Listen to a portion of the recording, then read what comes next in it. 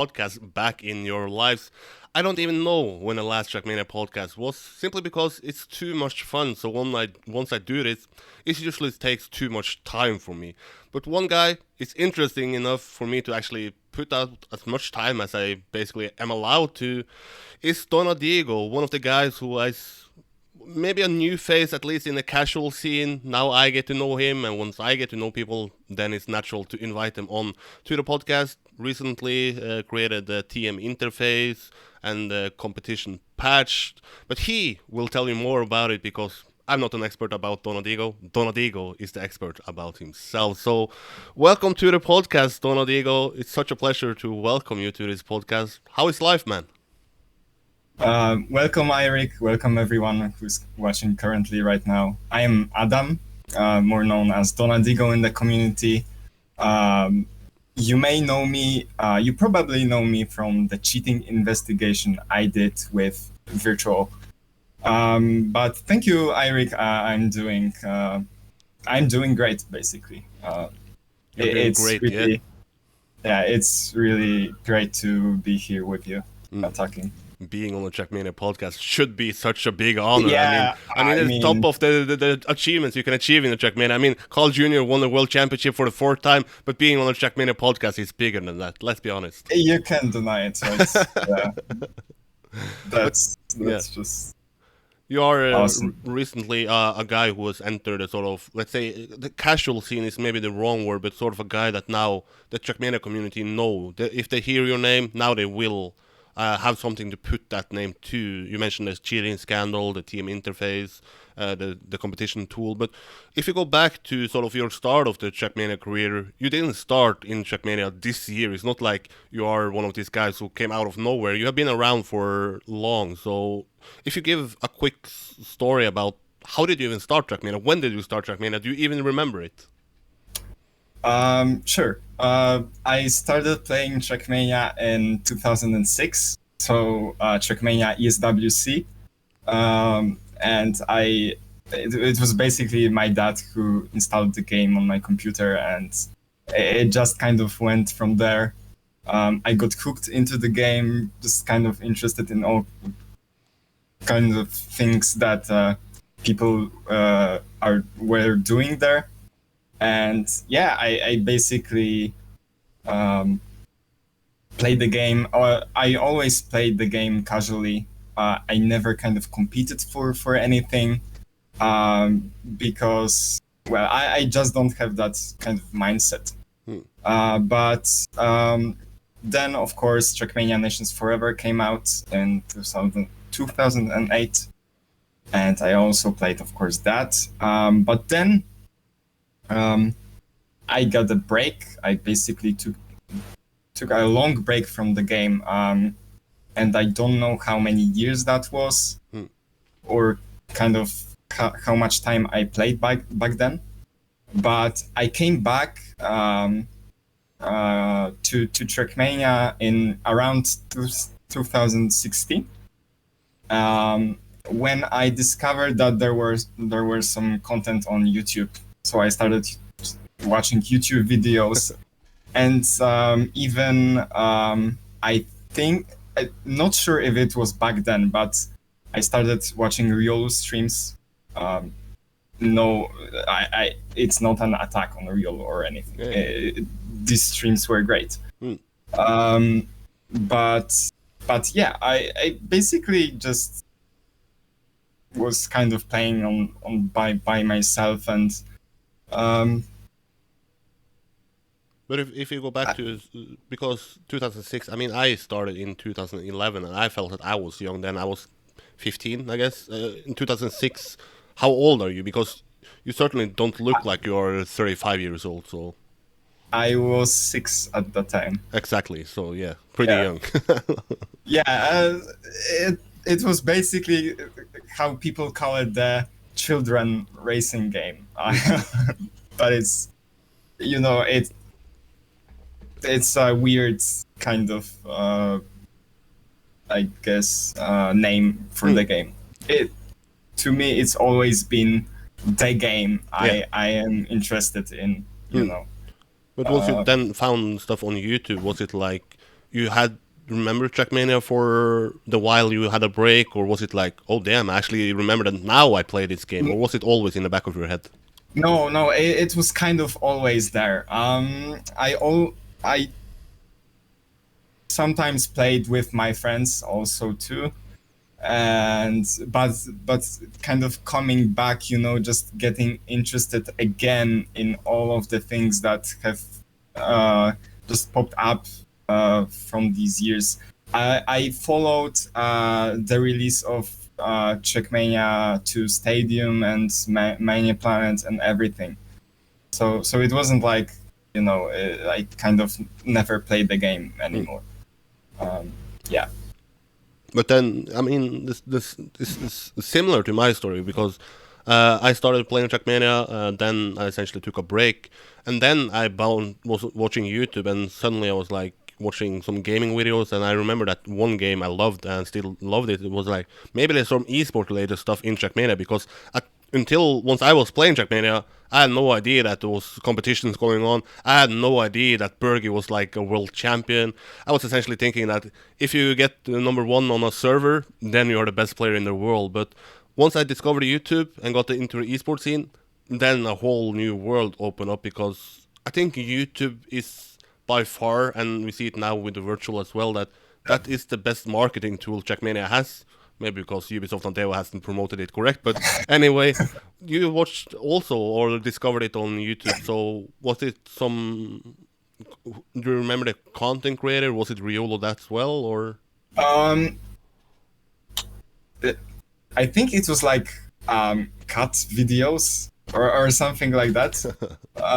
Yeah, but mainly riolu was kind of the guy that I kind of just liked watching. I said it. It was just nice, chill content. Just and also just showing interesting stuff in the game. Just kind of because like to Trackmania, there's two sides basically to the game. There's the competitive.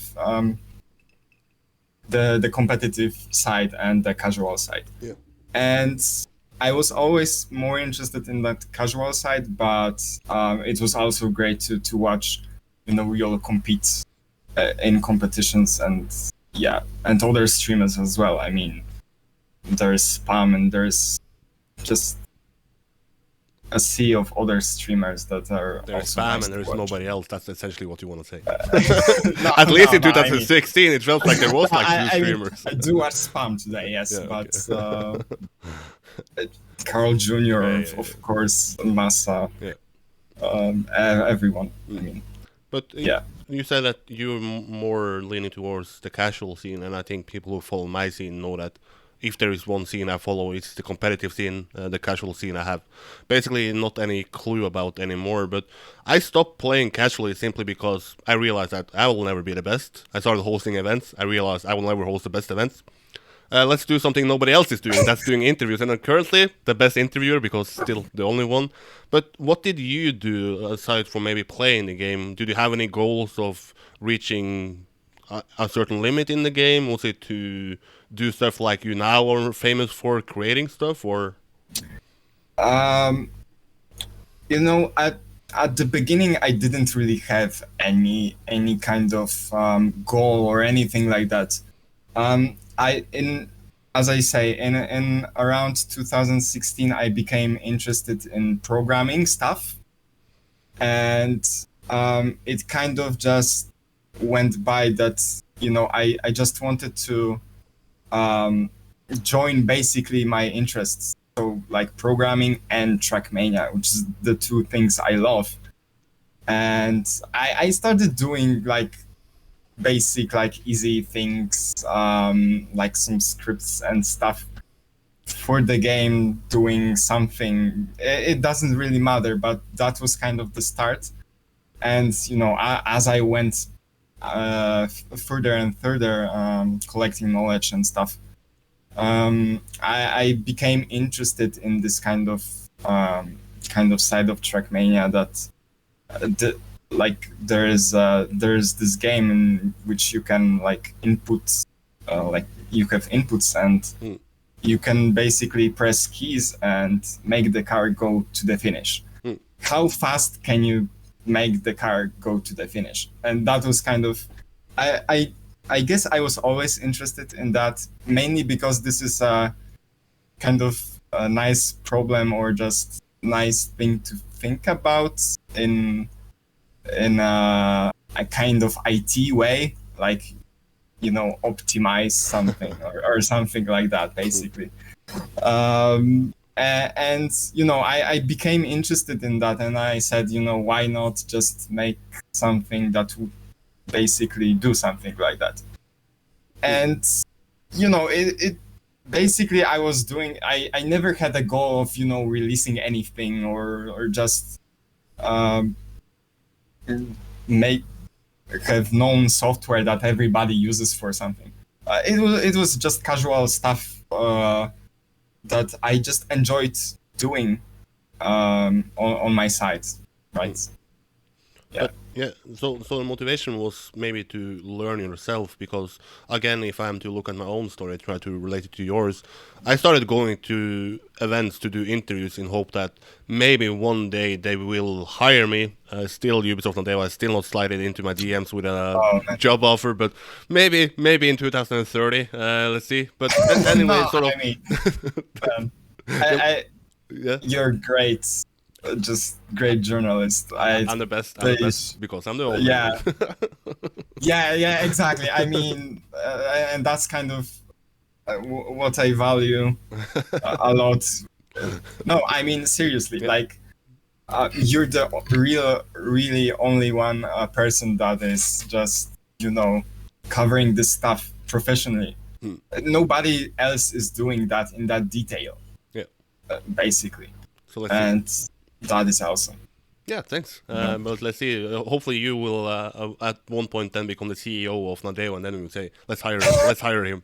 Let's hire Eirik Holdal." I mean, I would need to see what Chris has in store for me.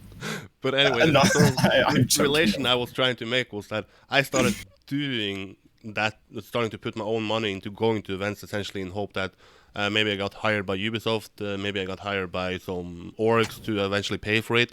Somewhat succeeded with it, at least some of the trips are paid, but I guess now I'm back to start. Nobody pays me, but COVID, so I don't have to pay any money anyway. So, but was your sort of motivation, was it to learn like I expect, or was it maybe to see that maybe down the road this is something I can work at, combine my hobby and my interest in and knowledge?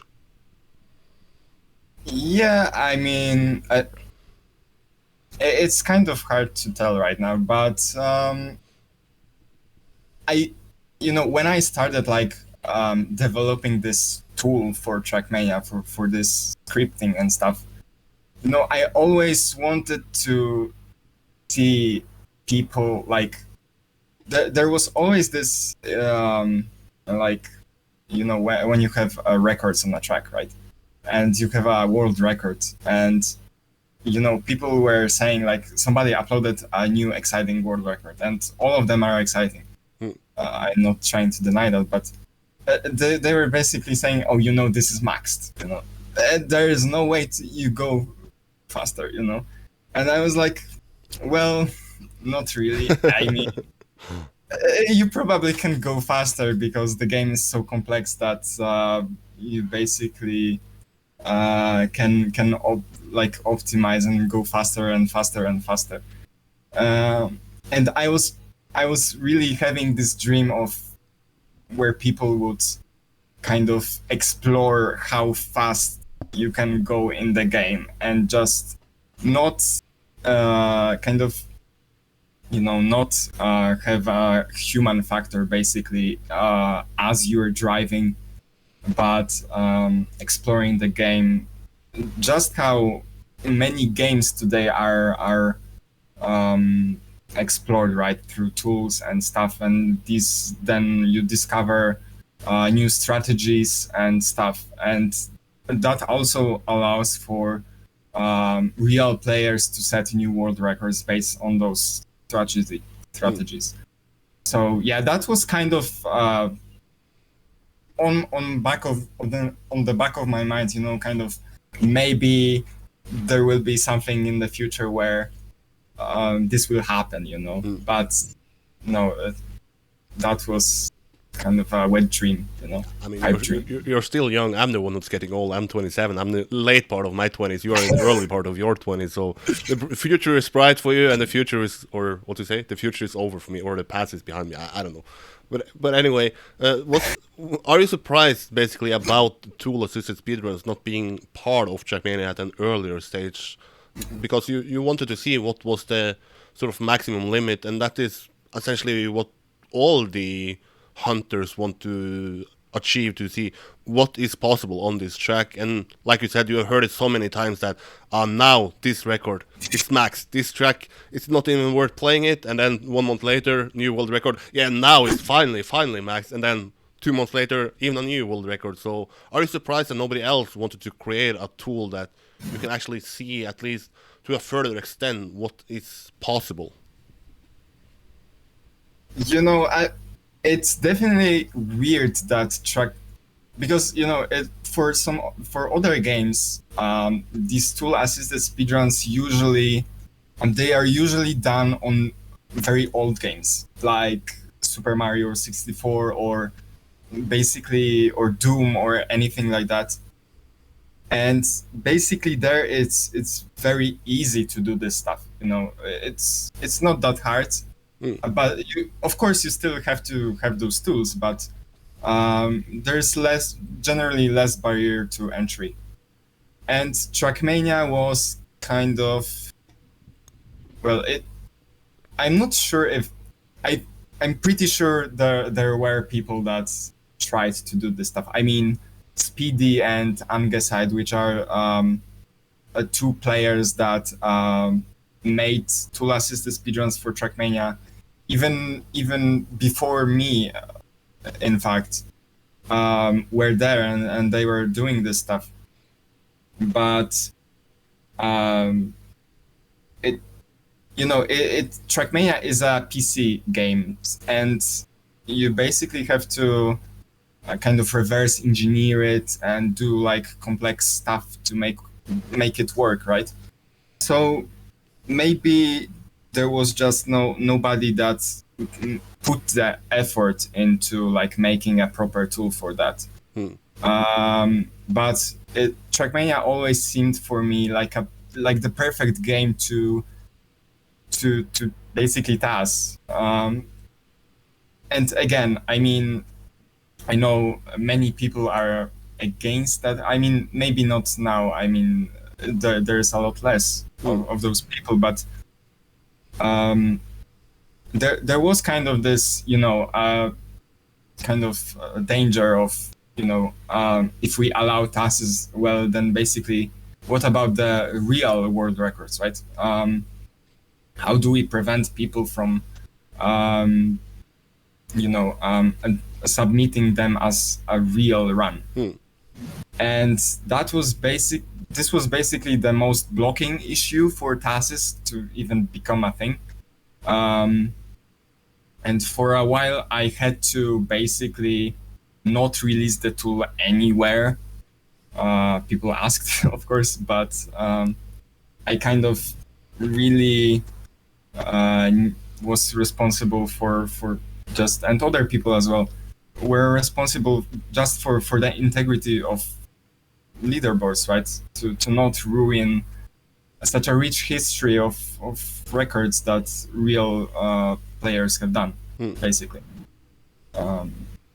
So in this case, that was that, and yeah, it's again, it's weird that it became a thing now, but what do you know?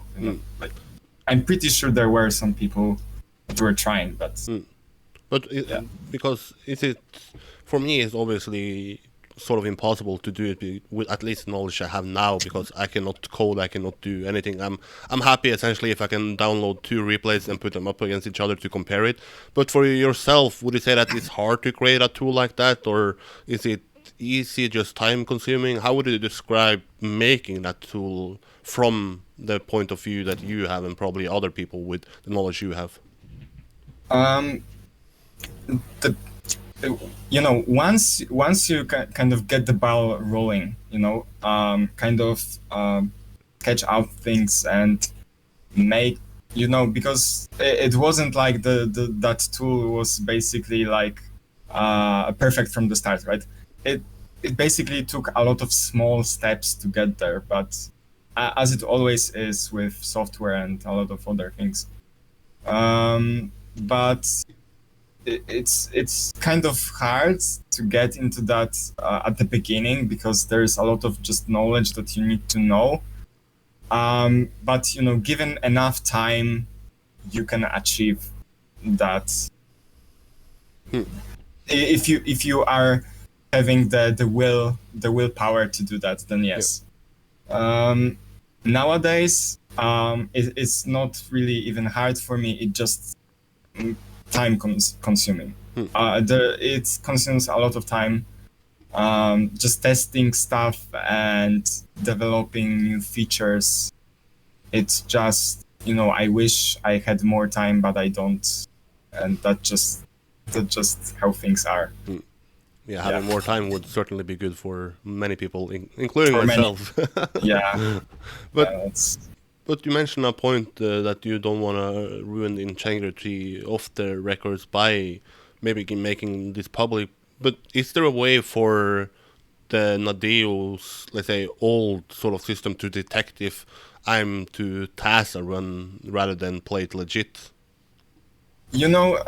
This kind of ties back into the cheating investigation we did, but Nadeo always, at least to my kind of understanding or just information, they always had systems for detecting cheaters, which is not a lot of people that know this, but they always had. They were just not. Some of them were just not functional. That's it. They stored basically everything, but they didn't do anything with that. And I think it's possible, but it's always, with cheating, with this stuff, it's always like the cheaters, right, will always be on the top of the game. Basically, as long as you're in your home, you own your computer, right, you can do anything. And you can cheat if you want. It just, if a developer of the game, if Nadeo has some more advanced systems, then it's become harder to cheat, being undetected. But you can always kind of, just work around this stuff, basically. And it's never been, no game has really an anti-cheat system that is just, like, it detects everything. There is no such a thing. And there won't be for I don't know how much, or if it's even possible, but yeah, basically that's the problem, So yeah, it's possible. For most cases, it's entirely possible to detect cases like this. But Nadeo, just I don't know what happens in Nadeo. Don't ask me. I'll try to ask them, but it's over a year since I did an interview with Hiller, so maybe someone else has to step up and do an interview. I don't know. Ask them. Yeah. But essentially, it comes back to I follow real sport more closely than I follow esport. Essentially, the only esport I follow is Trackmania, and the saying there is that cheaters will always be one step ahead of the cheating detection, like doping. But at some point, they will be caught up. That's why they store now the blood samples for, I don't know, 8 years, 10 years, because if they find new methods to detect some sort of wrongdoings in their blood, then they can do it in the future and see, okay, this guy cheated in the Olympics in Tokyo, but we didn't know until 10 years later. So essentially, I think that is maybe also the case in esports, that at some point you will try to detect something that you didn't think was possible. Let's say now. Yeah, yeah, Mm. that's basically the gist of it. Yeah. As you said, there is as long as basically preventing cheating is a cat and mouse game, Mm. and if you want to prevent cheating for 100%, then make the player come to your place and play on a specially prepared PC. Mm. And even then, people cheat. So so yeah, Yeah.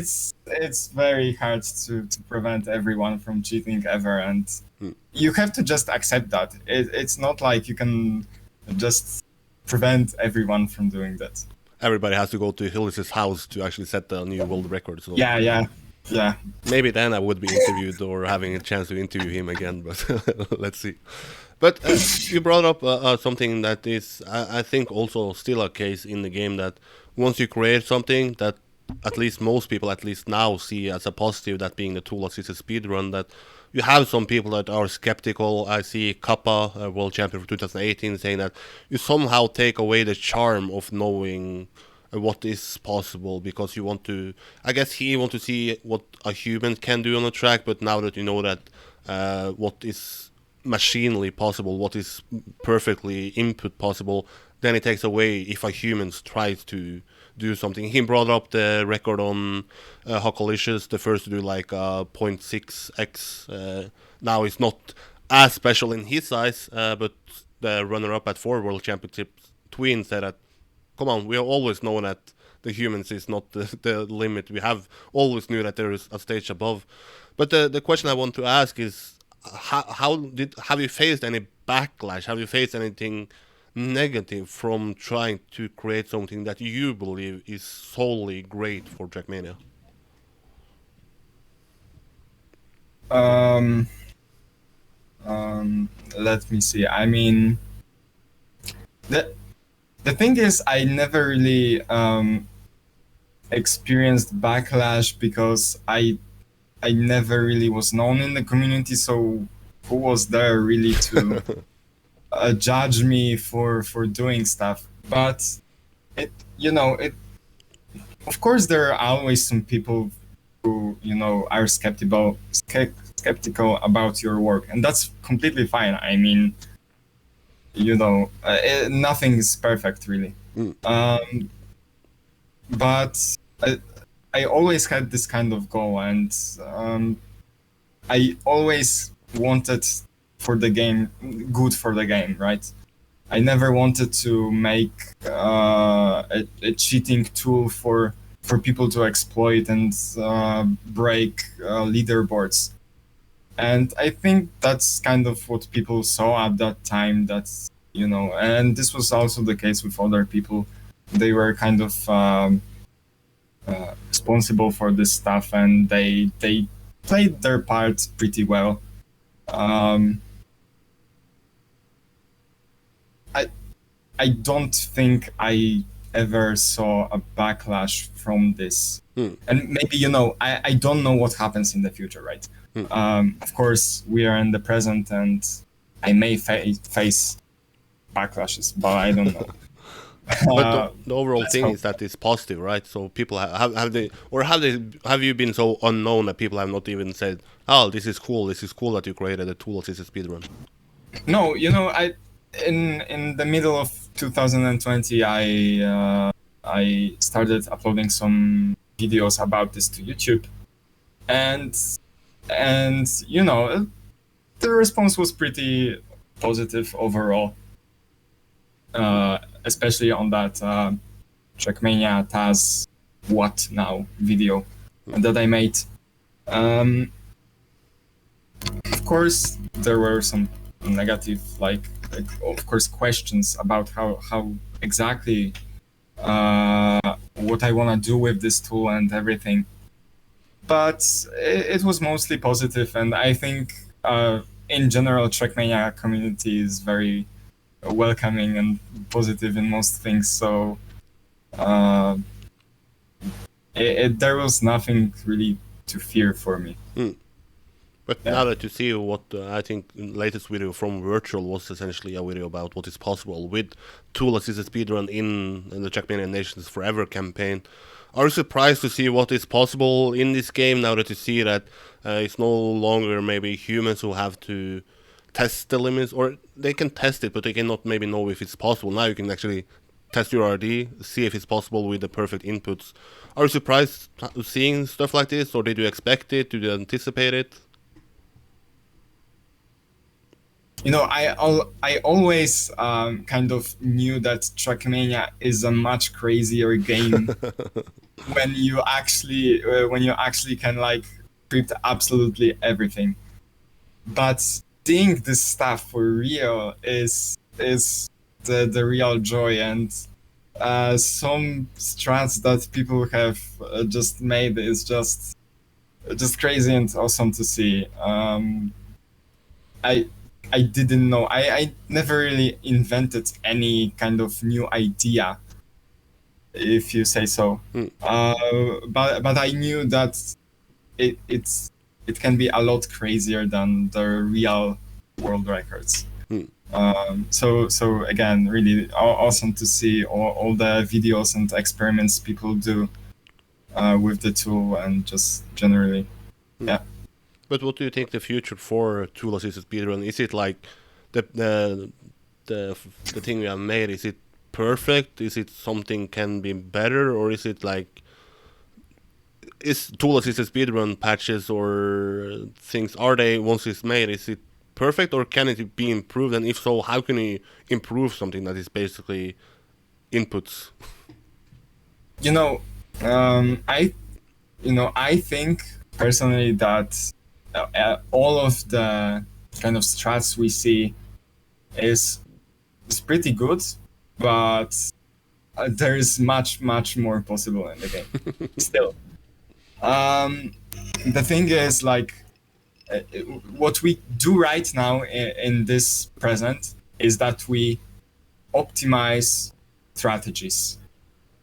And strategies are, I mean, they're the core thing in a run.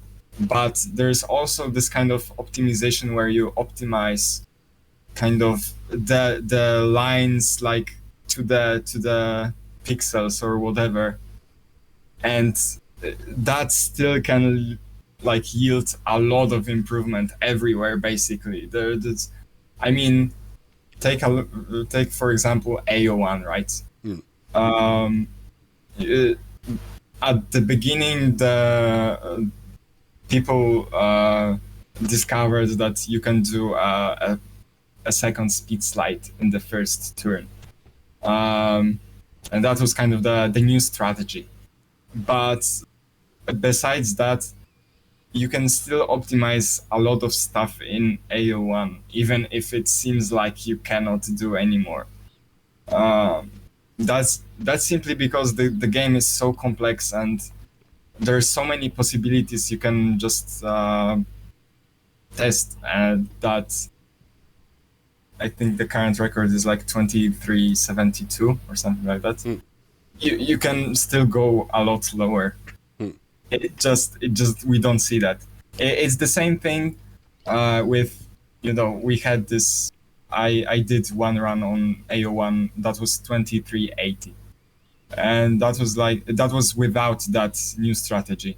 And we basically said, you can maybe go like 2378, but not anymore, And that's basically the Trackmania is just, you cannot go further until you can. It's what I mean. That's also the Korean quote that Virtual used in the video. Once you reach a limit, you just push it further or something like that. Yeah, exactly. Yeah. That's true. But absolutely. Like we mentioned in the intro, a name like yours has been brought up to the sort of casual scene in Trackmania because of this cheating investigation, this cheating scandal that even have made Trackmania sort of hitting the mainstream news. You yourself has been interviewed on the Score Esport that has over 1 million views. You have seen Carl Jobs making a video about it. I believe it's his first Trackmania video. Virtual, of course, has made a video about it. We have seen Ludwig react to that video, etc., etc. So this is a story that is arguably, or maybe not even arguably, it's the biggest story of 2021 in Trackmania. You are one of the core guys in this investigation. It's basically you and Virtual. But can you tell us the sort of backstory to it? How did it even start? How did it even... Where did we start to end up here? Where is the starting point? Okay, so you have to basically imagine. I have the tool, right, that can do like some stuff, and at one day in one Discord server, there were basically some people were suspicious of one player, and it wasn't a very known player or anything. It was just basically like one player that played precision tracks. And they were like, that is really precise. And Donadigo has this tool, right? Maybe he can use it to, basically showcase those inputs of that player because they are saved there. So maybe that could work. Maybe we could there get some information there, right? And at that time, the kind of the tool could like extract the inputs and then play them back, but it couldn't visualize them. You couldn't see the kind of display that shows how much one is steering left or right. So I quickly made that for that request because people wanted to see, and we visualized that, and we said we didn't. I don't think we even compared that to anyone else. Those inputs. We were just basically like, yeah, that is very suspicious and just not possible in real time. It basically was just very fast, as many players from other players. Yeah. What I'm sorry. Sorry if you mentioned it, but what was the timeline here? When did you get a message from it? So that was kind of November 2020. Okay. Something like that. Yeah. So it's not long ago. It's not really long ago. No. And we banned that player. The TMX crew banned this player, and that was basically just I added this functionality into the tool, this visualizing inputs, and then more people started asking for replays because they knew I had the tool to visualize those inputs, so they wanted to see more players, basically, what stuff they were doing to achieve records. And this is very natural. You want to see what someone else is doing on a particular track to set a good time. And one day, I think it was just at the end of 2020, Trackmania asked me about one riolu replay, and I was like, whatever, okay. It wasn't nothing special. I received a lot of requests like this, and I opened the replay and visualized what was there, and it happened to be something weird and kind of similar to what we saw in that other player's replay. And that kind of started it all. That was the beginning of it. Yeah, because until that point, I mean, for people, you didn't create this tool for catching cheaters. It was, from what I understand, someone knew you had a tool to do this, and then they contacted you to check it. Eventually, more people contacted you to check it, and to have this interface Exactly. where you can see it. So you had never had an idea or a goal to see if there are legit runs in Trackmania, or am I misunderstanding it? No, no, that's exactly what happened. I never had any kind of goal to catch cheaters or anything like that. It never was the goal. It always was to kind of explore the game further. That's it. And there's one more important thing, Sure. is that the competition patch that I made was actually before Trabadia asked me. So competition patch, it wasn't even made for catching cheaters or existing ones. It was made to prevent tassing in the first place. This was the first goal of it. And yeah, that's basically. But once you create yeah. something and then you realize that, okay, there might be something bigger at scale here, to once again compare to myself, I mainly do interviews with community profiles like yourself, with players, basically the lightest work you can do as a journalist. But I can end up in a situation where I have to sort of detect something, to cover something, and then I have to make a choice. Should I continue with what I'm doing that is lighthearted, or should I then become a guy who is trying to maybe investigate something deeper and take a responsibility there? So did you even question it? Like, okay, should I start to see if there are more cheaters in this game? Should I tell someone else that this is maybe a case and let them do it? Did you sort of think about your own role, and if you wanted to be a potential bad guy for doing it? That's a good question. When I saw the replay, right? It kind of, it's always like, because that's riolu, right? Yep. So I said, I actually, I think even to Trabadia, I said, maybe that's some hardware thing, or just his joystick is broken or something like that.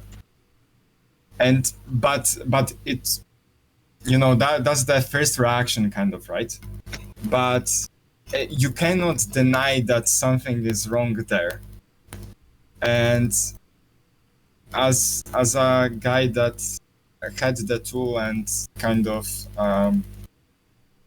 wanted to see further, basically, because once you discover this, you just cannot say, let's leave it aside. Maybe that's some weird thing there, and who knows. So obviously I couldn't judge myself only, right? Because I'm not a good player by any means, or not good enough to judge people how to play or anything like that. I know a lot of stuff about Trackmania, but at the competitive level, I basically know nothing. And judging, basically going into this thing alone would be completely insane, right? And so I knew that I would need someone.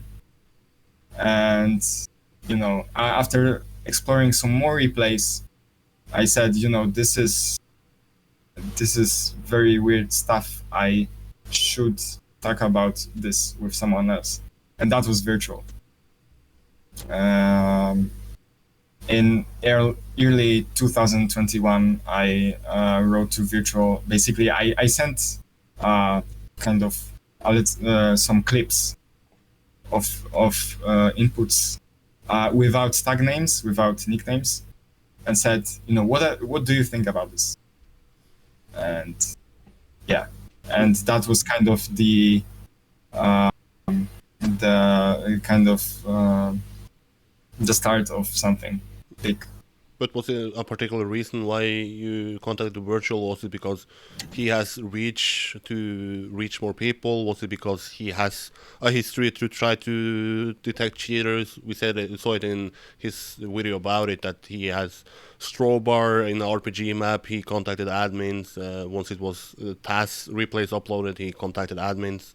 Why did you contact Virtual? If because you essentially contacted one guy, and I assume that there has to be a good reason for contacting one guy. Yeah. There, we, I knew Virtual before that. I had some stuff. I've done some stuff with him before that. Um, so it was just natural for me to ask him about that, and I also knew that he would be kind of committed to kind of just interested in just exploring this and investigating those replays. I knew it was the guy to work with basically on this. I didn't have that much kind of uh, experience with anybody else, and that was basically the deciding factor of who I contacted. But That's it. how do you then start working on it? I have some back story to it because I watched the videos, but let's assume that somebody hasn't watched it. Trackmania is a game with I don't know 500,000 tracks on TMX or something, and then you can assume how many records there are. How do you start to go into this? Is it like okay, we have riolu on our list, then we check all the other top tens. We have riolu on this list, then we check all the maps he's played compared to others. Where do you start? Because I can imagine that starting somewhere must be just hard because Trackmania is such a big game and so many records. One, it starts small, basically. We once we kind of made some talk about this, we started looking just at individual replays. Basically, we started downloading. I don't know how many replays I manually downloaded, but I think it might be like hundreds of replays that I manually analyzed myself, and Virtual too. Um, we started small, and we basically just compared to other people what other people have done in the game, and once we kind of had an idea what is happening, we only then started looking into just kind of serious work. We always knew from the start that we will have to go out with this and make a public report about this. There was really never a question about this. So that's why we went into this.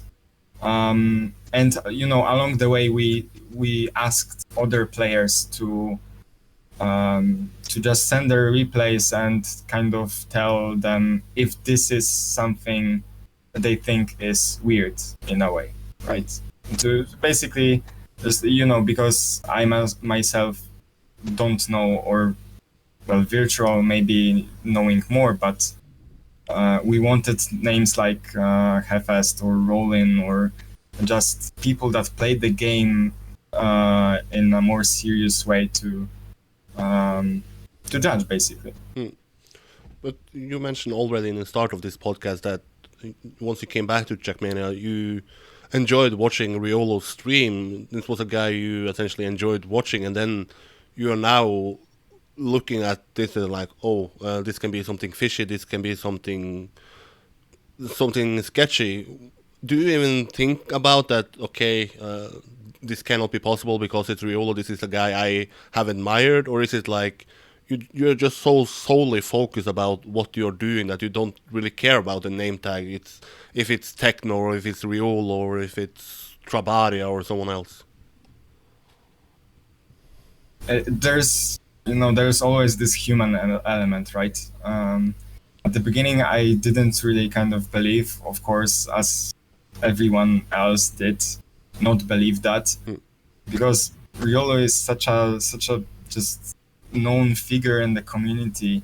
I always seen him on Discords, on Reddit, helping people with stuff like drifting or neo sliding or just anything in the game, and I was kind of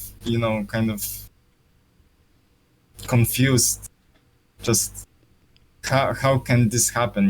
Like that this person is, to me at least, in the public kind of image, is a very nice person, right? But at some point where we analyzed replays, there's just, at least for YOLO, there was so much kind of evidence and just things that did not add up, that I at some point just stopped kind of believing that he was clean, basically. Of course, that kind of had an effect of, when you're watching someone like this, you have something back on your mind, right? That this is not, maybe not the real thing, but there is just something that reminds you of something this person is just hiding. And yeah. Yeah, because you said that there is a human element to it, and then there's always going to be a human element to it. Once you are maybe watching his stream, you know something that the rest of us didn't know. We are still just enjoying the content. We are still just happy once he comes back to the stream and saying that, yeah, guys, since the last stream I got 2 more records offline, and you know that. I know maybe the reason why he didn't get them on stream, while you just know nothing. So how hard is it to maybe keep something secret once you know something that big and the Trackmania community is just going along with everything like it's usually, because we had no idea. Yeah. Well, you just don't talk about it. I mean, it's hard to not to, of course. But with Virtual, I didn't really need to care about this so much that it would come out, because we really wanted to go this way, that we would notify all players that were in the investigation, that were accused, that they are in a report about cheating. And we would just go out with this report. Of course, that has a big, it would be a big shockwave. I mean, it was. Yep. But basically, it would be like, okay, it was our turn. Now, those players that we notified before that could basically defend themselves or just prove that this is false. And so, answering the original question, it wasn't hard to keep it secret, basically. Some people, once they know something, the first thing they want to do is want to tell the world that I know something you don't. But you guys had basically one of the biggest stories in the history of this game, and you was able to keep it secret and keep it not public, at least until some days before the report, because eventually Riolu did his stream saying that there is something coming up and I'm in a report that is accusing me of cheating. But if you go a little bit back, because you mentioned that you downloaded hundreds of manual replays, but I understood, at least, or I hope I understood, that you then created a tool to detect it, so you don't have to manually download 1,000 replays. And how was that tool made? How was that tool working? So we, when we started working on the proper kind of document investigation, we wanted to, as much as possible, to not kind of pick players at random, right? So like, guys, there's riolu who cheats. I mean, but did you analyze other players or what? Yeah. And so that was the kind of the starting point for the tool, or rather, it just a basic script that just kind of goes through the replays and then kind of judges them on something. And downloading them wasn't really any hard to. I also had another script for that basically, and then I just went off to TMX and downloaded all the replays there.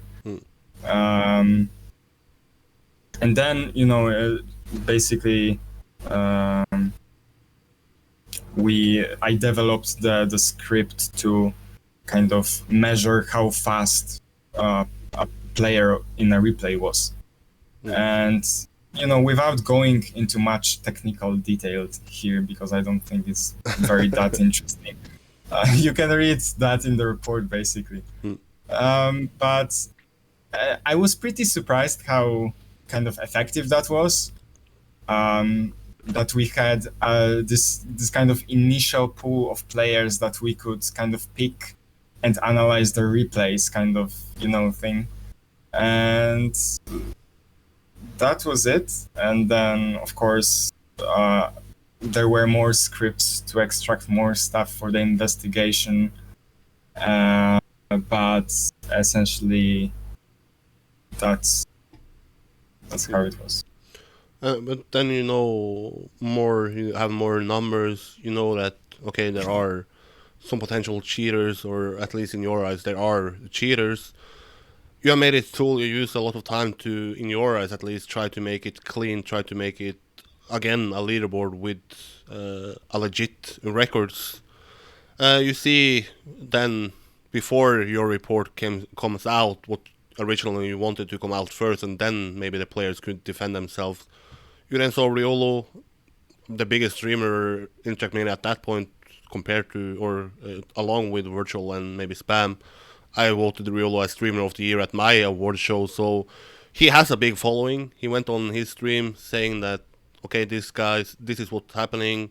I have been trying to help out with a tool, and then they suddenly accuse me of cheating. I have no idea what is going on. They have analyzed 10-year-old replays, or tried to paint a picture at least that there were like 2 replays from 10 years old, and he didn't play keyboard, and I guess most people know the story. But essentially at that point, I joined that live stream. Until that, I hadn't really known anything about it. And the feedback I got from reading chat was that, okay, the tool is wrong, because riolu, too good of a player to cheat. He is top class player in Trackmania Grand League, the best Nadeo player of all time, has the most records. Of course, riolu is not cheating. There is something wrong with this tool that is made. I saw that you were saying in chat that, okay, we will answer questions after or once the report is out. So I know that you were there. How did you feel once you saw that it's essentially trying to narrow a picture of, okay, this tool that you have created trying to help Trackmania is essentially trying to be picked as, yeah, that was wrong. He's just trying to be a bad guy, trying to collect cheaters, and then Wirtual can make a clickbait video about it. That was I came back into home pretty quickly for this live stream, because I knew that some riolu would talk about something, because he did an announcement, and I was like, please don't be an announcement about our work, or just about this whole cheating thing. I believed maybe that he was going to talk about the tweets, the virtual tweets, and that was just it. But unfortunately, it wasn't. And the moment he started showing the Discord conversation, I knew what was about to happen. And even in the chat, I wrote, "This is not fair to us, riolu," and I meant that it was not fair to us. We didn't want riolu to go out with this, of course. We wanted to essentially just maybe admit or just defend his case, or even we didn't even want him to do that. We just wanted to release the reports, basically, and we notified him of that report months ago, like months earlier. So we gave him a lot of time to just think about through this stuff, and it felt really, I wasn't really that prominent in that discussion, because he basically, riolu made all the fuss about Wirtual, basically, about all the DMs that they exchanged. So I wasn't feeling that bad, but I knew that the evidence was on our side, basically. And obviously, I said that a live stream isn't any way for us to answer any legit questions that people had about everything, because it's basically people were having legit questions and legit concerns about everything, but we couldn't answer any of that on a live stream with 500 people writing stuff in the chat at once. Yeah, because I rewatched that Twitch VOD a couple of times, and then you look at the chat, and like you said, there are some legit questions that could have been answered at a different platform. But along with those legit questions, there are 98% of people just agreeing with riolu, trying to react to the DMs, of course, trying to paint the picture of Wirtual being the bad guy, of trying to fish out his friend for content, or snitching out to say that he should admit that he's a cheater, and at that point people didn't believe that riolu was a cheater. But what did you even have something after that? I had the people that contacted me was basically saying that if they had a bad feeling about someone that was Wirtual, I had a couple of people who I respect saying that, okay, now I lost respect for Wirtual, trying to snitch out riolu. Those DMs are horrendous, but those people suddenly changed their minds once the report came out. So the question is basically, from that live stream until the report came out, did you have to talk with someone? Did you hear anybody sort of putting a bad voice to your name? Of course, there were, because after the live stream, I made a couple of tweets about this, and of course, people went there and just tried to undermine what we did. So, all the tools and stuff, I heard like stuff about me as well, but it wasn't really that like bad or anything. It was basically like, this kind of script kiddie did something, and now he's trying to, gain attention or anything like that. But again, for me, this wasn't really a blocker or anything, because I knew kind of that our work is legit, and that we are not trying to just witch hunt somebody. So yeah, there of course there was negative feedback from people, but there was also a lot of positive one, and just well, maybe not a lot, but questions from people that I answered. But like I said, once the report came out and once you show the evidence that you said that you had on your side, and I guess the overall feeling in the Trackmania community now is that the evidence is on your side. So once it was out, was it then did people came to you and maybe say, "Oh, I'm sorry that I said that you were this guy who tried to make a tool just to gain attention," or did you get some positives from at least more than negatives now? Even before the report, I had a lot of people that were supportive of the report, and mostly because they knew me before that, basically. But also, of course, after the report came out, I received a lot of apologies. You can call it that. So yeah, again, yeah, Yeah, but that's it. if I have to sum up the sort of reaction from the community, I don't go into that sort of Twitch VOD and try to see who is agreeing with riolu there and saying you're a bad guy, because again the overall feeling is that how unthinkable is it that such a big guy, such a respected guy, arguably until that point, I would say that he's maybe the most respectable guy in Trackmania. As you said, trying to help out people, always steps up and doing interviews with me, trying to help me understand things, caster, streamer, player, etc. So I don't blame people for trying to pick a side with riolu at that point, but it's happy to see that, or happy is maybe the wrong word, but at least once the report came out and once you show the work that you did, that people turn around and not trying to still claim this hope that our fan, our hero is this not the guy that we think it was. So I'm happy to hear that. But one thing I want to ask is, because Virtual has stated that multiple of the guys that you accused or uh, named in the report came forward and said to you guys that I admit to cheating. Techno did it. A couple of other guys did it.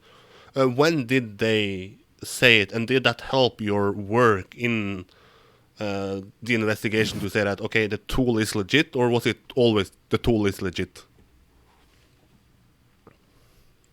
I must say that I never really doubted my tool, Yeah. mostly because I worked on it for a quite long time. But we had to at some point verify that everything is correct about this, just to verify and not just fix something. But yes, of course, once Techno and other people like Nico and Lance admitted, it was a really good feeling. It's basically just a validation on everything we did up until that point, and we knew that we are on the right path, basically. But when was it? When at what sort of stage in the process was it? Was it some days before the report came out? Was it months before the report came out? It was before, oh, maybe not before the live stream. Definitely Techno admitted before the live stream, I think. Okay. But Lance and Nico, I don't remember quite. But I around the live stream ish. Yeah, it was quite late into the whole report. It wasn't at the beginning. Yeah. And the picture or the feeling from the community is essentially what I at least pick up from the community is that the cheaters who have admitted to it is looked in a much brighter light, a much better light than a guy like riolu who went into the live stream trying to frame the picture into, again, Virtual being a guy who tried to fish out his friend and yourself for not making a tool that is good enough. Do you have more respect for a guy like Techno who has on somewhat cheated as much as riolu, or at least to the closest level as him, to admit to it, rather than a guy like riolu who still haven't said anything about it since at least the live stream? Absolutely. I think even I don't again, I don't condone, of course, any cheating, but the fact that you're admitting to it and you have the kind of uh, you know, charisma to say that yes, what you did is wrong, is just very, very nice. Or just I think that people that admitted themselves, just like in courts, for example, should have a lighter kind of judgment, right? So maybe a different, a different judgment, basically. Of course, they deserve a punishment for that, but not as much as a guy that is willingly trying to deny absolutely everything, knowing that he did that, basically. Yeah, and we still haven't, or at least I still haven't gotten any information about what the potential punishment could be. I now heard that they have removed the records from at least Trackmania United and Trackmania Nations forever. And you could say that in the public eye, Riolu is the guy who gets punished every time there is a story about it. Riolu is the bad guy, and then the others are getting maybe away because he has done such much cheating and still haven't owned up to it. But I don't know if you are a guy who wants to answer it, but if you had a sort of club in the court, how would you punish them? What is a potential punishment from the point of view as you, a Trackmania fan, a Trackmania player, a Trackmania developer? Do you have any idea about a potential punishment? It's always hard with these things, right? Of course, you know, with Riolu, it's just a different kind of cheating for me. For other players, I think that what TMX crew, the Trackmania Exchange crew, did was right, basically. But And what did they do for people that don't know? I think they did bans for 1 year or something like that, for 2 years.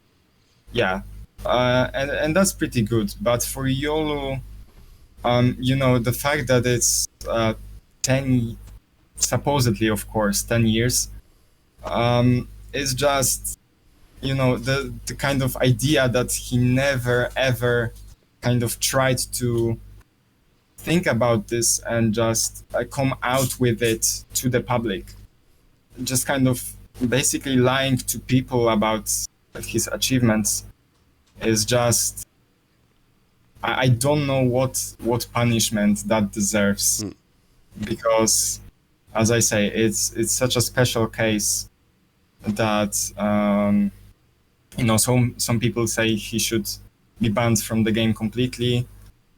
Some people say that he should be banned from the game for a certain period of time, for 5 years or maybe something like that.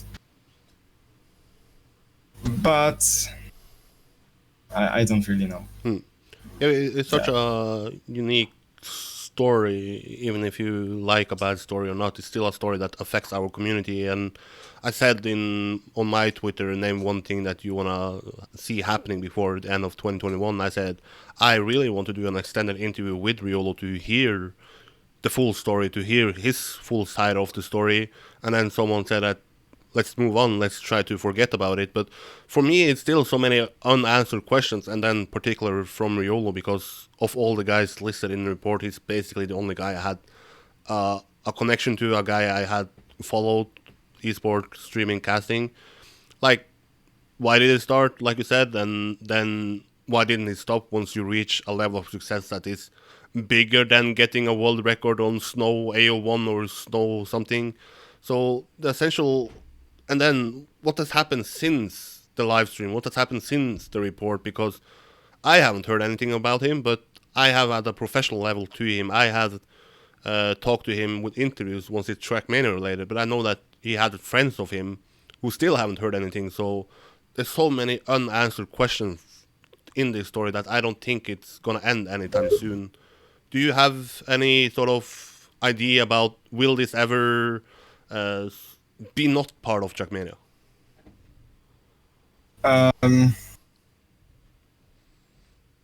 For me, I don't know how to answer that. Basically,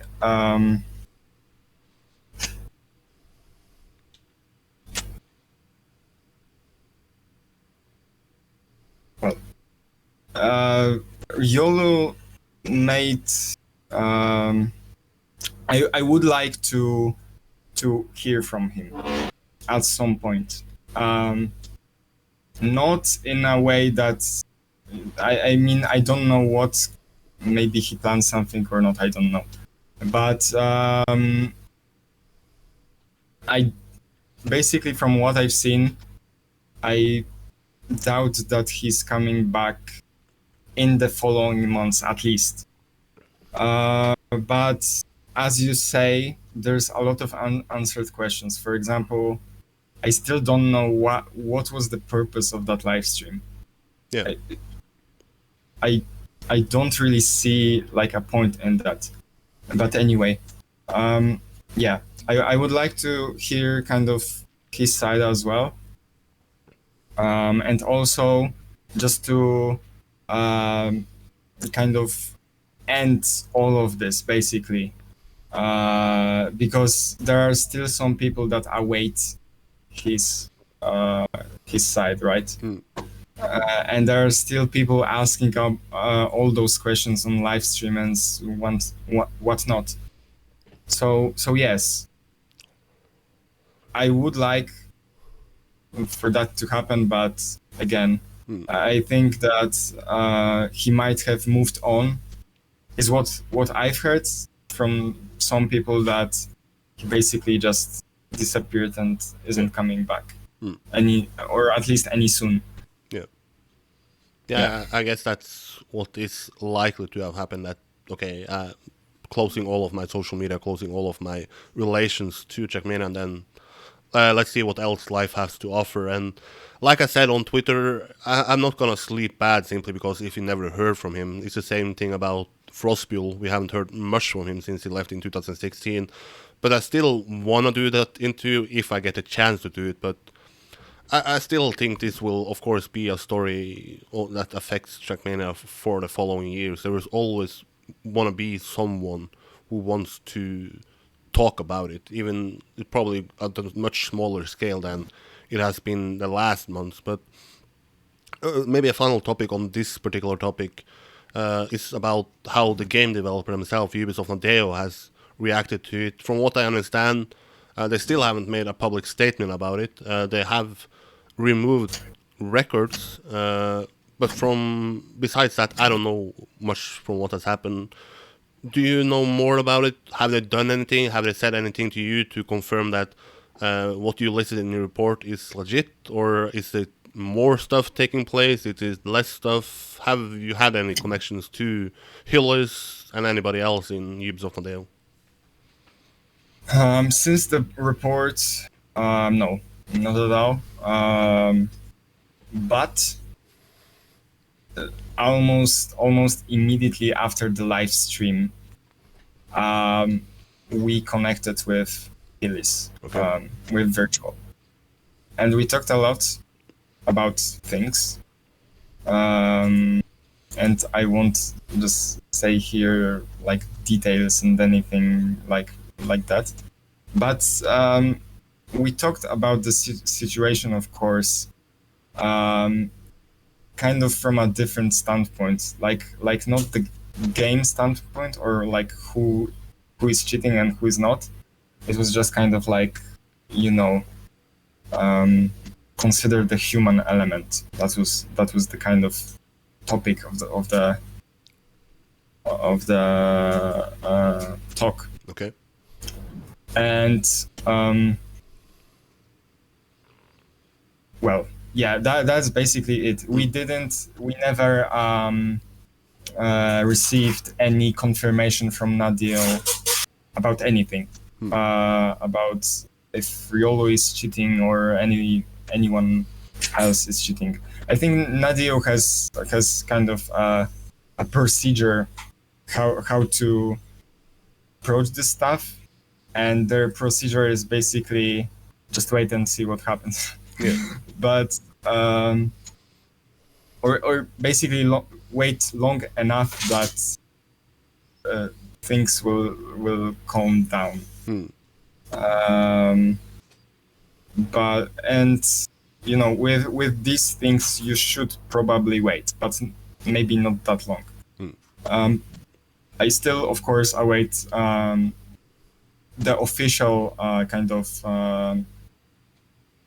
the official announcement from Nadeo, what happens with riolu in TMGL and other competitions, and just so that we can have an official confirmation from them.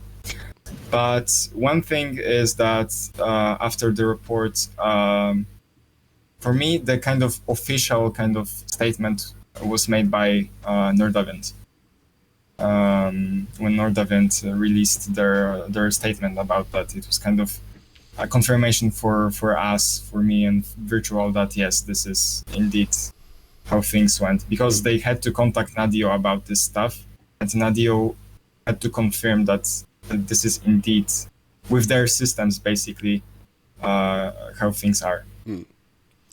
Yeah, I would also draw the same line that once, of course, the report made everything serious, but the sort of key point for me is, of course, once Nordavind says that we end the contract with riolu, we also then step out of Trackmania. So at that point, I knew, or Berge said it publicly as well, that they had talks with riolu, they had talks with Hillis, and I guess they had to have some confirmation to not try to defend their player, because I guess orgs wants to defend their player until the last potential point. So, but would you say that them removing the records in, and correct me if I'm wrong if they haven't removed, but them removing records from players like riolu, Chabaria is a sign that it's confirmed. It's not longer accused of cheating, like I always have to say, because I feel like if I say riolu have cheated and not accused of cheating, it can be potentially wrong. But once Nadeo removes the record from that player, shouldn't that be a confirmation that that player has officially cheated? For me, of course, it is, and for a lot of people, it is. And yeah, official removal is, and I don't think that they're like, I would not understand people that would still think that riolu didn't cheat. It's kind of like, you know, so why would they delete these records, right? I mean, there has to be a reason, and the reason is clear enough that you know that it's basically an official confirmation for what we have done a month ago or something like that, 2 months ago. Yeah.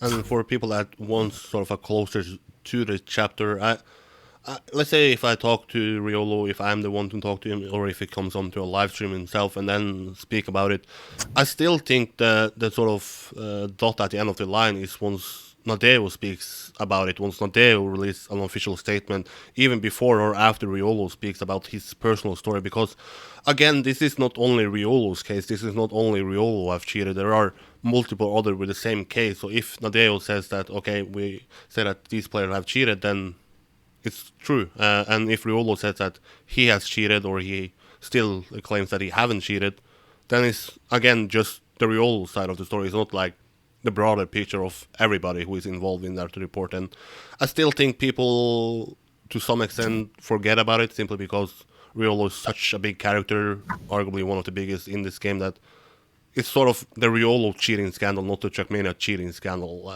But of course, other people have come forward and confessed to the cheating. Maybe one last question about this cheating topic, and then we can talk about other stuff. I don't want this to just be a cheating podcast itself, but like I said, Sure. you have reached out to the mainstream esport media. I still haven't, or I guess Overtake is the closest thing I have been there. But you have been on the Score esport. You have been a guy who's mentioned in Virtual's video with over 1 million views. So, what reactions and maybe different questions? Are you surprised that this story reached a mainstream media of esports and maybe even a mainstream media outside of esport? No.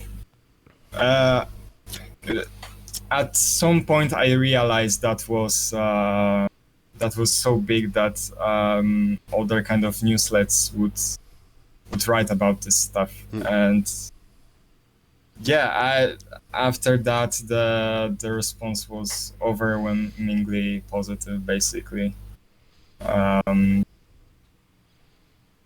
Yeah, as you say, a lot of kind of articles went live about this, and it's been kind of something new for me because I'm of course not used to this stuff, like giving interviews or anything. But it's been nice here answering this stuff. It's not many people who have prepared for a podcast by doing an interview with the Score esport. I think you are the first one to prepare for a Trackmania podcast with doing an interview with the Score esport. But everybody know Trackmania podcast, the Score esport, right? Yeah, of course. I mean, now that I said it, it's probably, No, I mean, come on. I didn't really even prepare for that interview. But it's nice that they reached out and wanted information. And one of the go ahead. I know, Eirik, you're kind of sad that this gets a lot of attention. Yeah, maybe not sad that this gets attention, but that this is the only thing about Trackmania that gets attention. Let's say that if the Score esport had made story about Carl Jr. being such a great player in Trackmania, how Virtual is sort of being the marketing guy for esport marketing guy for Trackmania, Serrator, what he has done in Trackmania. If they had done all of that, then it's fine if they cover one of the bad things that have happened, but they have covered one story, and that is the bad thing. So now people see Trackmania and they're like, a game full of cheaters, a game just for the cheaters. When the story is that this community and this game is great. This is just a sad part of our story that is supposed to be expected. Like Carl Jobs said that if you think there is no cheating going on in a competition or in a competitive environment, then you are essentially a fool, because there will always be people who try to cheat. So, but yeah, I'm still sad about the Score esport. Try to make the video about Carl Jr. Damn it, he's the 4-time world champion of Trackmania. It's time. Carl Jr. is such a goat. I mean, the ambassador of the game. If he comes out and has cheated, then I'm gonna cry in my bed. I'm gonna cry in my shower. Don't say like this. I mean, Carl Jr. is just on another level. I mean, the last World Cup essentially also was just. Yeah, I'm happy that actually the World Cup came back at that sort of timing, because then we had something else to think about, something else to discuss, and I would say that the topic of the cheating was a lot hotter before the World Cup than after, because after the World Cup it was like, oh, it's such nice to have the World Cup back. So how much did you follow of the World Cup? I followed, I think, basically every Sunday the World Cup. Or was it Sunday? I think it was Sunday. I think it was a weekend the World Cup was, but weekend. The group stage, but maybe the finals was on a Sunday, the semifinals and then the finals. Yeah. So I wasn't there for the semis, I think, but I was there for the finals, and I think Nadeo has done a great job for World Cup. Maybe not when it comes to production, but again, this is something they can improve upon always. So that wasn't, again, the casters were awesome as well, Wirtual and Medic. Just great cast, and just a show of what Trackmania has to offer in terms of competition.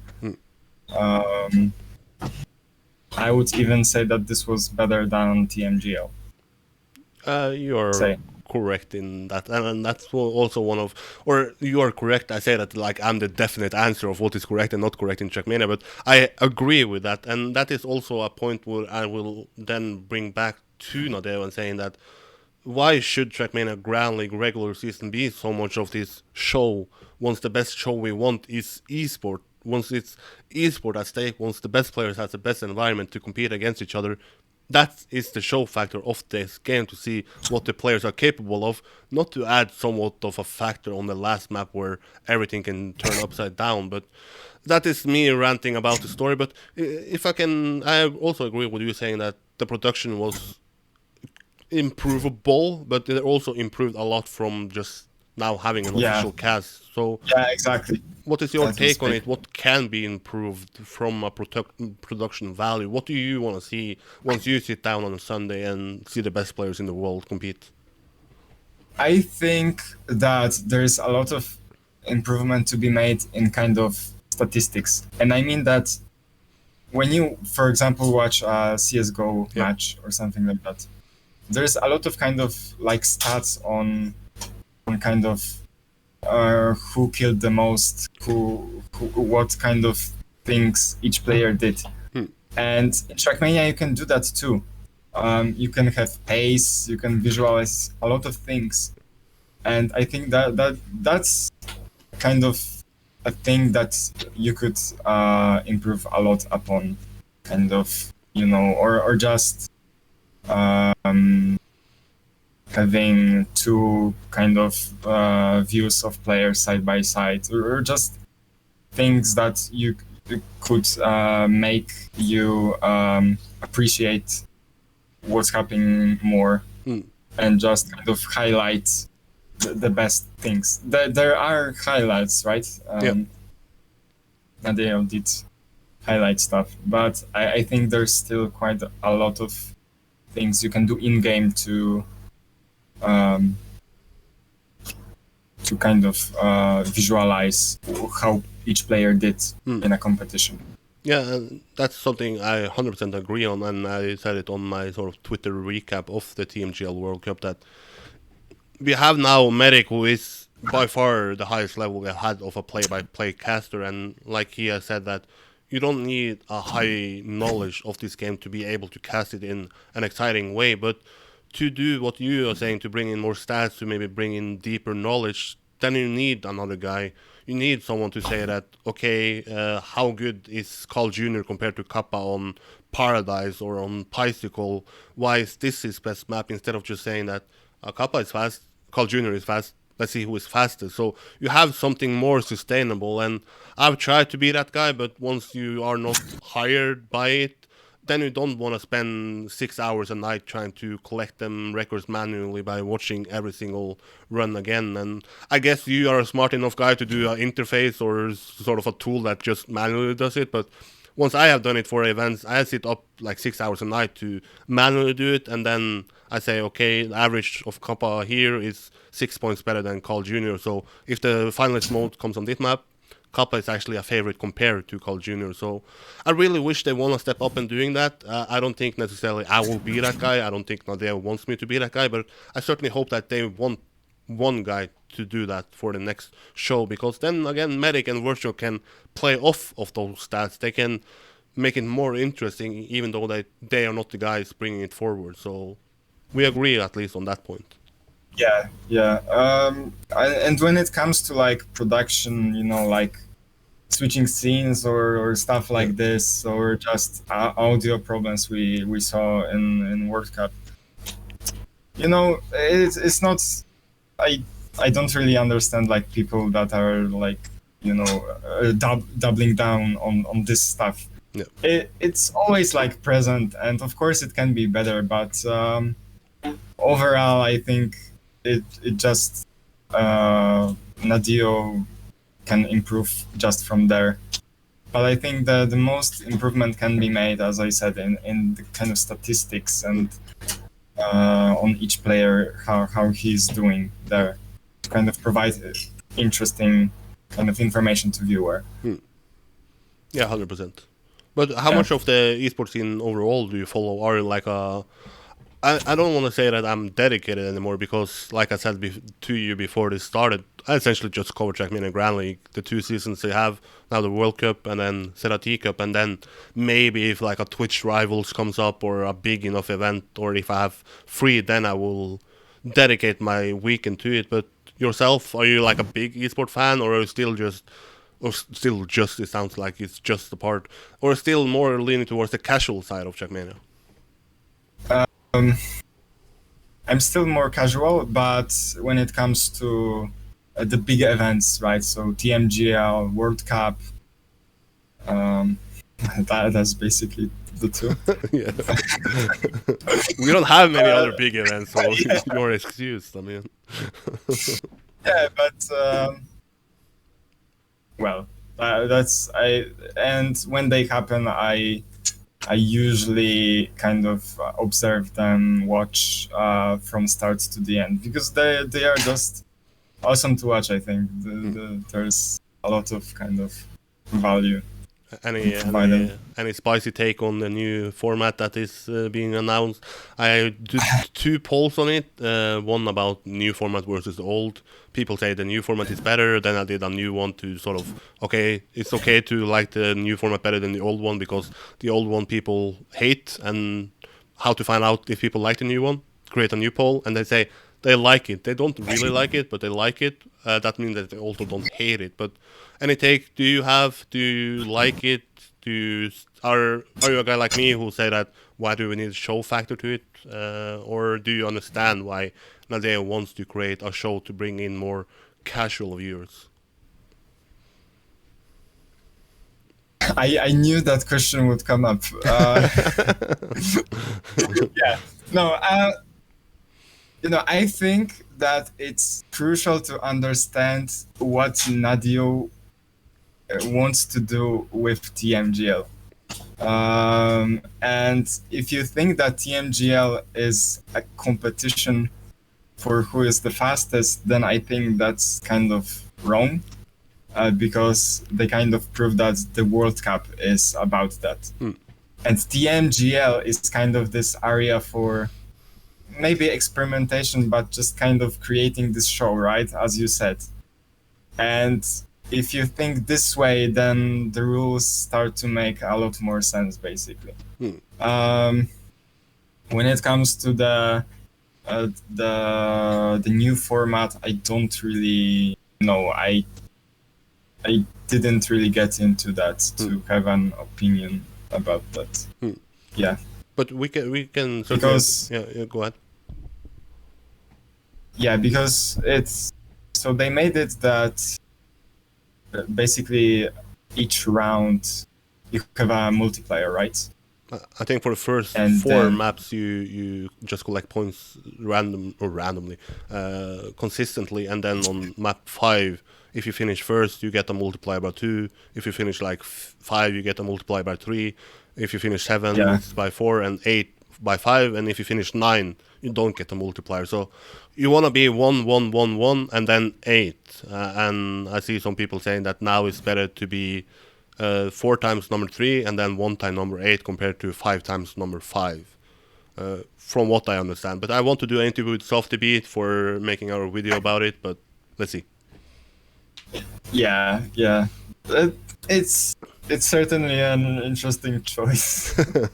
but I think that they are mostly guided by how much kind of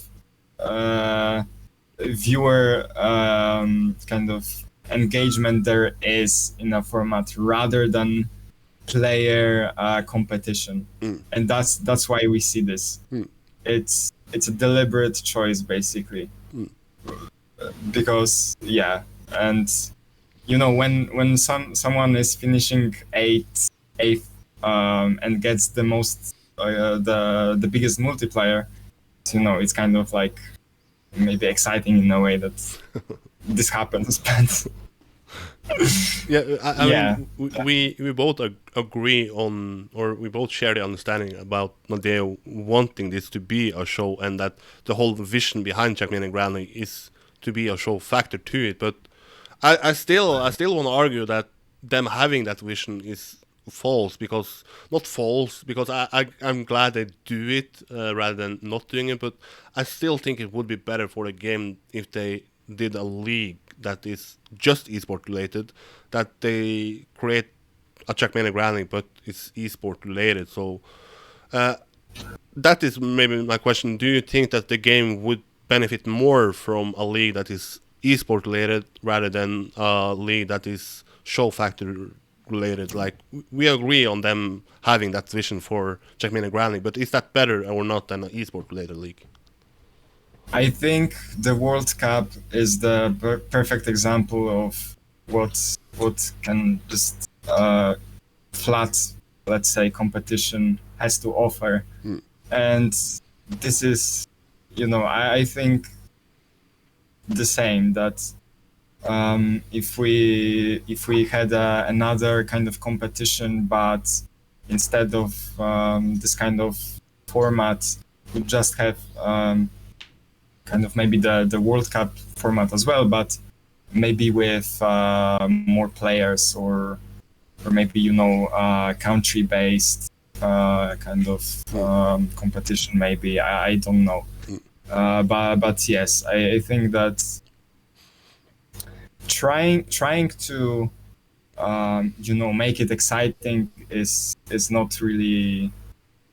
It's probably not healthy for a competition like this, especially when there are such skilled players, right? The best players basically in this game. So yeah, just kind of the same stuff as World Cup, but a different take, not focused on the show, but focused on kind of other players, right? Yeah.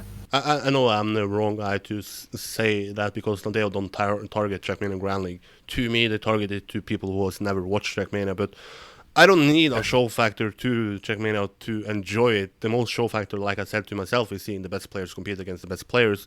And then I am so ignorant to think that everybody shares my view. Everybody's going to agree with me. My sister, my brother, my mom, my dad, everybody's going to share the same view. But that's, of course, not the case. So I'm glad that they at least make the effort to it. And I still think that this format is a step forward in the right direction. But I still think once we look back at Trackmania Grand League in 2030, we'll be like, what was we trying to experiment with? Why didn't we just let them play in a format that was working for such a long time? But yeah, I'm looking forward to October, November, December, once Trackmania Fall is coming back.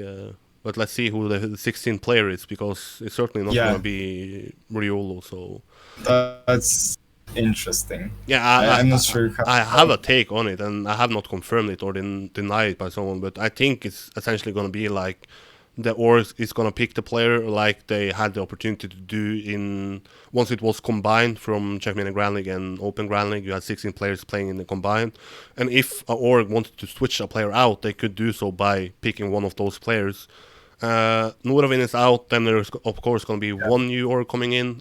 Twin was orgless, so arguably two new orgs coming in, or one of the orgs who lost a player is going to step in. But I think that the org that comes in is going to have the opportunity to pick between Grenade, Soldier, Link, and Avon. Essentially the four players in the head-to-head that didn't make it into Trackmania Grand League or was knocked out of Trackmania Grand League. Maybe not Avon, because he got beaten by Scrappy, who's still in Trackmania Grand League, but that is my take on it, because I don't think there will be an open qualifier to it. I don't think there will be just Nadeo saying that Link is going to be there because riolu knocked him out, but let's see. Yeah, I don't think there will be a qualifier either. but who knows, Nadeo and their ways. Oh, I mean, I said it in the interview I did with Overtake that Ubisoft Nadeo in 2021 is certainly a different story than Ubisoft Nadeo has been in the past, and that is Yeah, for the yeah. better. I really give them praise for what they have done in this game so far. I have been asking, like I'm the most important guy in Trackmania. The community have been asking for matchmaking. We got matchmaking. We got an official cast. We got stuff to do with Battle Royale or Royale game mode. Sorry, Yeah. so not Ubisoft Nadeo has really stepped up this year, and I hope that will continue and that they see that people are actually happy for what they do. So, but what does the future hold for you? I mean, you say that. What is the future for you in Trackmania? By not watching, I guess you're not going to be like me, just watching Trackmania grinding and making some tweets about it here and there. But what is the future for you in Trackmania? The future, I don't know how to like. It maybe doesn't look bright. It just looks, we will be there. I will be there, chugging along, basically, working on my stuff. I hope that we will be able to close out the whole cheating thing, because honestly, I am kind of tired of it, and everyone else is tired of it. And yeah, I will be kind of there, hanging out in streams and working on my stuff. And I hope that the game grows, basically. We've seen an extreme growth with Wirtual, and I hope that continues. And I hope that the community is kind of retains or just keeps its vibe, positivity and all that. Yeah. If I have a final question to me, it's going to be somewhat selfish because I'm going to ask you to define yourself. Are you at the Trackmania Awards a contender for community person or content creator? Where community person is essentially the guy who has done the most to try to help the game and the community, and content creator is someone who has made something that makes the game better. For example, a patch, or where would you define yourself? If neither or maybe both? I've been asked about this question, actually, and I don't think I'm a content creator. I don't create content in that sense, that because when you create content, it's kind of like you do it regularly, right? You're kind of providing this for a long time, and in a sense, I create content as in software, but that is kind of different from a kind of a normal view of content, right? Yeah. Content is like, anything basically. Yeah, YouTube videos, streams. So in that sense, I'm not a content creator. But just to clarify, because at the Trackmania Awards, which they have, or I created Trackmania Awards, and what we have created backlash from, and what the organizer from Trackmania Awards last year somewhat created backlash from, was that the content creator award is not named correctly, because people suggested Wirtual, when since the reason why they created, or why I created the content creator award, is for people like Irvin Weber, who created Isaac, Miss Open Planet. So it's not like content like on YouTube, but I know what you mean. It should be renamed, but you as a community person, that should be a no-brainer, right? Yeah, I think that's better than content creator. There's just this idea engraved in everyone's minds that content creator is someone who creates visual content for you, right?